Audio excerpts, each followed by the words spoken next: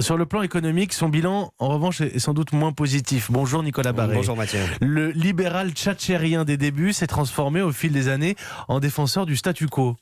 Sa carrière dessine un grand écart qui reflète au fond les contradictions françaises entre tentation des réformes et peur de la rue, étatisme et rejet de l'impôt. Chirac a d'abord été fasciné par la révolution conservatrice de Ronald Reagan et Margaret Thatcher. Il s'en inspire au pouvoir pendant la cohabitation de 86.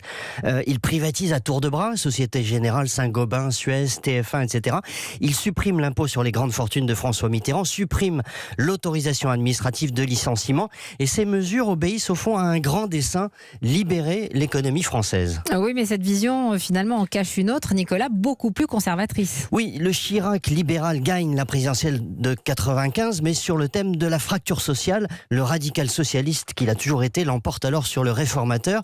Alors lorsqu'il est élu en 2002 face à Jean-Marie Le Pen, il engage certes un programme de baisse de l'impôt sur le revenu, mais au prix d'une dérive des dépenses publiques et de la dette. Il amorce l'alignement des retraites des fonctionnaires sur celles du privé, assouplit les 35 heures, mais il recule en rase campagne sur la libéralisation du marché du travail en déclarant caduc le contrat première embauche tout juste voté par le Parlement. Le chiracisme se transforme alors en immobilisme. C'est la critique de Nicolas Sarkozy qui fait mouche en 2007. Le libéral a disparu. Dans les années 70, au début du septennat de Valéry Giscard d'Estaing, Chirac dénonçait le capitalisme sauvage. Là-dessus, au fond, il n'a jamais changé. Merci Nicolas Barré, directeur des Échos.